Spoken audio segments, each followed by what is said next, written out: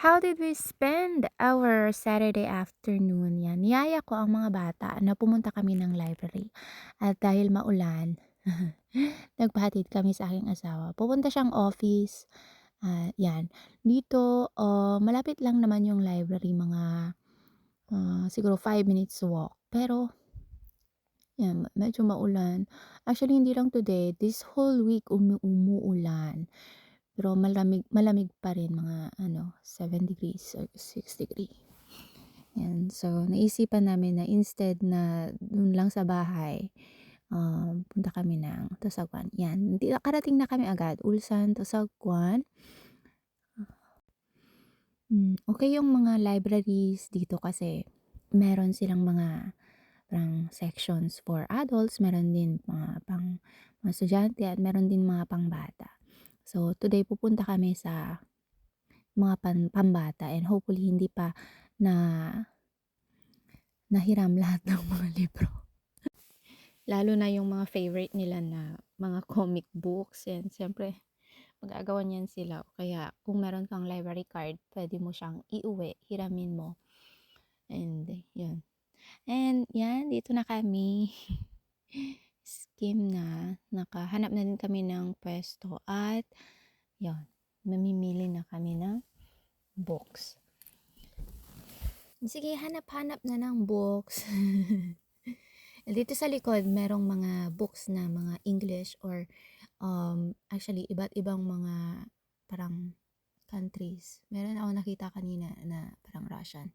And sabi ng anak ko, nakita daw niya, may ano daw, may mga libro from the Philippines. Yan, turo. Ang Philippine flag.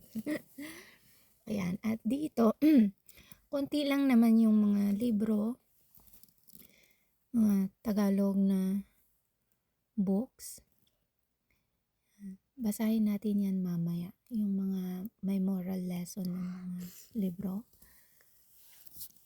English siya and then Tinagalog, short stories.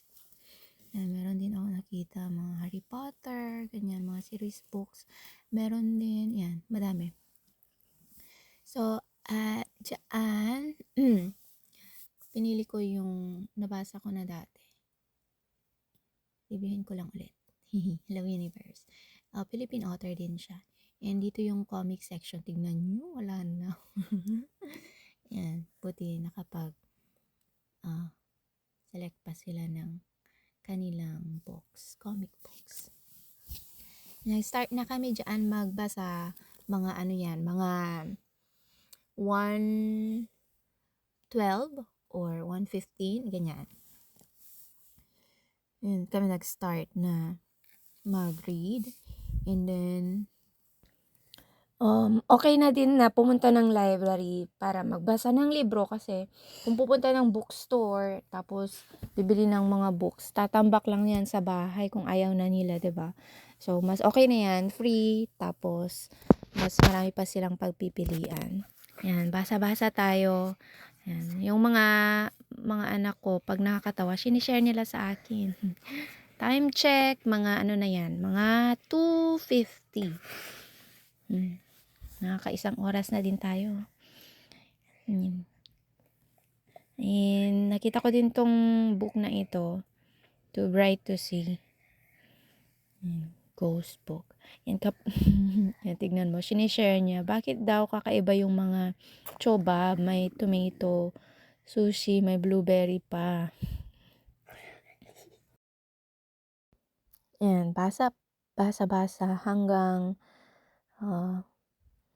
maaari. Gusto ko kasi na hindi sila mag-tablet, lalo na yung anak kong yan, napakahilig maglaro sa tablet. Yeah, pero hindi niya pinapakita sa tatay niya kasi syempre magagalit yun. Kung hindi tablet, TV. Pero ang pinapanood sa TV, hindi naman mga movies, YouTube din.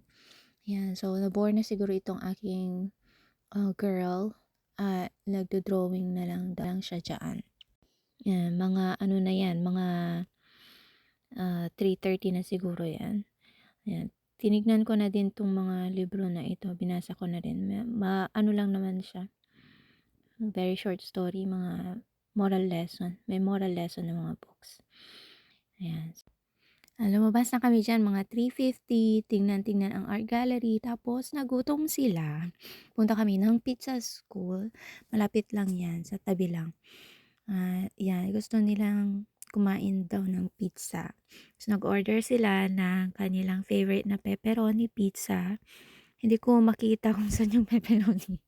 Ayan, pero diyaan, tingnan mo, 3 slices agad. O, 'di ba? Sige. Yan, so after pagkakain namin diyaan ng pizza, hmm, mga 5:30 yan siguro, sinundo na kami. Tapos pumunta na kami sa may Lotte Mart kasi wala na kaming meat sa bahay. So, diyan kami bumibili ng karne. Karne lang ha.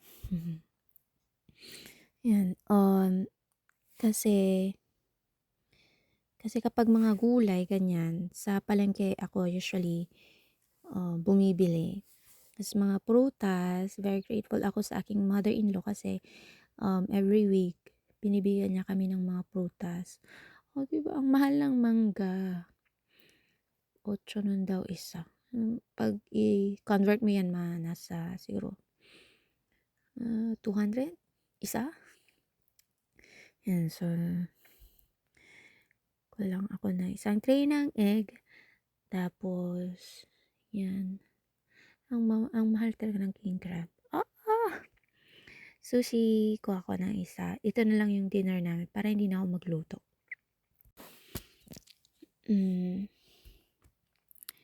Yan.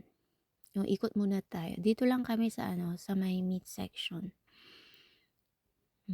Wala pang masyadong maraming tao. Siguro ang maya-maya mga 8 o'clock siguro ganyan. 8 o'clock, 9 o'clock yan. Marami ng tao. Yan. And after nyan, kumuha lang ako ng mga baon din ng mga bata. Tapos, ayun, yung isa nandoon na. Actually, nandoon na siya sa toy section. Yan. Yung mga anak ko kasi, pag pupunta sila dito sa Lotte Mart, takbo sila agad doon. Doon nauubos yung time namin actually kasi gusto nilang eye shopping. Yan. Okay naman na nasasabihan naman sila na hindi Christmas or hindi holidays, hindi birthdays, kaya walang bibili ng toys. Yan, ano lang. Nakita nyo yun, sobrang ganda. So, kumuha ko ng isang cute na pot plus isang baby red rose. Hindi pa spring pero ang cute, 'di ba? Ayan, may nabudol. And after dyan, ibabox namin and then akyat na kami. So, after mga, akyat na, papunta na kami yan ng na parking lot. And after 5 minutes, nakauwi na kami. Yan ang ating pang dinner. Yung mga bata, nagtungkas sila kanina. And then, maraming salamat. And dito sa page ko, parang meron akong 100 followers. Thank you. And yan, please follow and share. See you next time. Bye!